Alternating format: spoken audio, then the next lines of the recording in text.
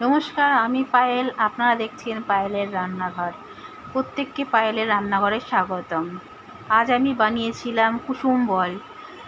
তো কুসুম বল বানানোর জন্য আমার প্রথমে লেগেছিল ডিমের কুসুম।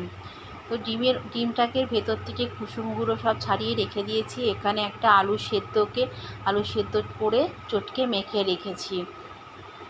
আর তার সাথে দেব আলু সেদ্ধর সাথে আমি ওখানে দিয়ে দিলাম লঙ্কার গুঁড়ো। আলু সেদ্ধটাকে মাখার জন্য হালকা নুন দিয়ে সিদ্ধ করে রেখেছিলাম। তো এবার কড়াইয়ে দিয়ে দিলাম তেল। আলু সেদ্ধটার ভেতরে আমি একটু লঙ্কার গুঁড়ো আর একটু গরম মশলা দিয়ে আলু সেদ্ধটাকে মেখে এরকম একটা বল মতন তৈরি করে দিলাম। তার ভেতরে আমি ওই ডিমের কুসুমটা ভরে দিয়ে মুখটা আটকে দিয়ে আবার পুরো ঘুরিয়ে হাতে দিয়ে তালুর দিকে ঘুরিয়ে আমি একটা পুরো বলের মতন আকার তৈরি করে নেব। প্রত্যেকটাকে এইভাবেই করে প্রত্যেকটা এরকম বলের মতন তৈরি করে নেব। তৈরি করে নিয়ে আমি এবার এইগুলোকে এদিকে আমি একটা ব্যাটার তৈরি করেছি। ব্যাটারটার মধ্যে ছিল একটু লঙ্কার গুঁড়ো আর ছিল বেসন, নুন, একটু সামান্য হলুদ দিয়ে একটা ব্যাটার তৈরি করে রেখে দিয়েছি।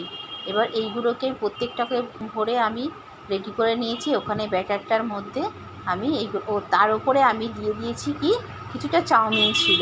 আমি ওইগুলো ব্যাটারটা তৈরি করে রেখে দিয়েছি। আর ওই কুসুম বলগুলোর ওপরে আমি হালকা চাউমিন, মানে বলের যেরকম করে দড়ি বাঁধে সেরকম করে চাউমিনগুলোকে আমি বলের ওপরে বেঁধে নিয়েছি, প্রত্যেকটা বলের ওপরে। এইবার যে ব্যাটারটা তৈরি করেছিলাম সব কিছু দিয়ে এই ব্যাটারে একটা একটা করে ডুবিয়ে ডিপ ফ্রাই করে তুলে নেব। প্রত্যেকটা ছেড়ে দেবো এই ব্যাটারের ভিতরে একটা একটা করে দিয়ে এরকমভাবে করে আমি বলগুলো বানিয়ে নিয়েছি। আপনাদের যদি ভালো লাগে আমার এই রান্নাটি, তো আপনারা এইভাবে বানিয়ে খাবেন।